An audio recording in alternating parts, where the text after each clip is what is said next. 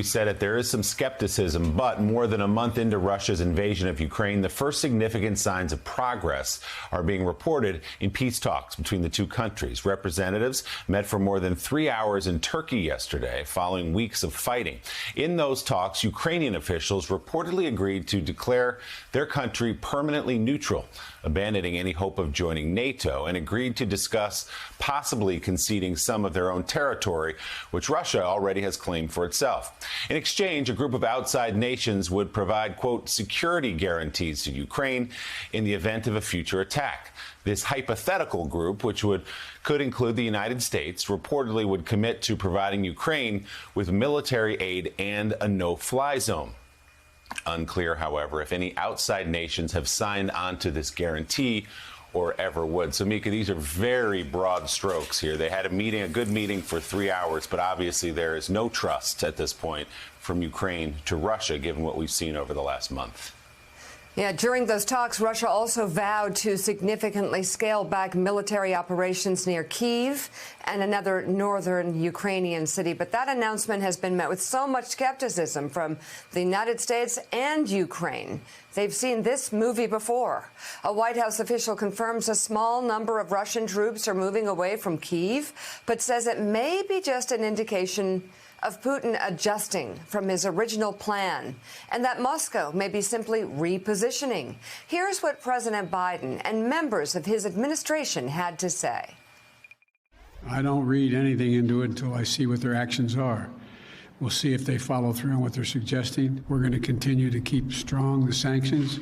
We're going to continue to provide the Ukrainian military with their capacity to defend themselves, and we're going to continue to keep a close eye on what's going on. Nobody should be fooling ourselves by the Kremlin's now recent claim that it will suddenly just reduce military attacks near Kyiv, or any reports that it's going to withdraw all its forces.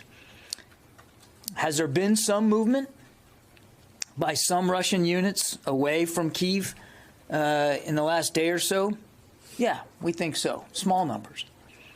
But we believe that this is a repositioning, not a real withdrawal, and that we all should be prepared to watch for a major offensive against other areas of Ukraine. There is what Russia says, and there's what Russia does. We're focused on the latter. And what Russia is doing is the continued brutalization of Ukraine and its people. And that continues as we speak. Let's bring in retired four-star Navy Admiral and former NATO Supreme Allied Commander James Stavridis. He's Chief International Security and Diplomacy Analyst for NBC News and MSNBC. Former U.S. Ambassador to Ukraine, Bill Taylor, is with us. And White House Bureau Chief at Politico, Jonathan Lemire. He's the host of Way Too Early. Admiral Stavridis, I'll start with the key question here, and that is that Russia has said what it said. But what would be the proof that the West could glean out of, I don't know, satellite images or other intelligence ways? What would be the way to find out that there might be proof that this scale back is actually happening? Well, you start, Mika, with the tower of lies that we've dealt with from the Russians. So you start from a position of extreme skepticism, as you well know. Number two, you focus your overhead imagery, so that is, in fact, satellite capability, and that's optical, it's infrared. You can see movements based on engines moving on the ground. So there are many technical means, as the intelligence community would say. Number three, you talk to the Ukrainians. They're on the ground. They're fighting. They're intermixed with many of these Russian units, and they've been doing a terrific job, obviously, of destroying units. They also know where the units are. So you're also using that level of intelligence that you're getting, boots on the ground, eyes in front of those troop formations.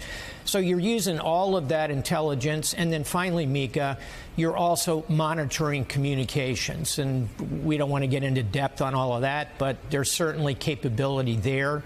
And you put all that together. Intelligence, you know, is not like taking a photograph. Intelligence is like building a mosaic. You're kind of putting a piece here, a piece there. You put it all together, you have pretty good indication. I'm confident we'll have a good sight picture on what the Russians actually do. That's what's important here. Hey, thanks so much for watching our YouTube channel. You can follow up on today's top stories and breaking news, or catch up on your favorite MSNBC shows all in one place. Download the NBC News app today.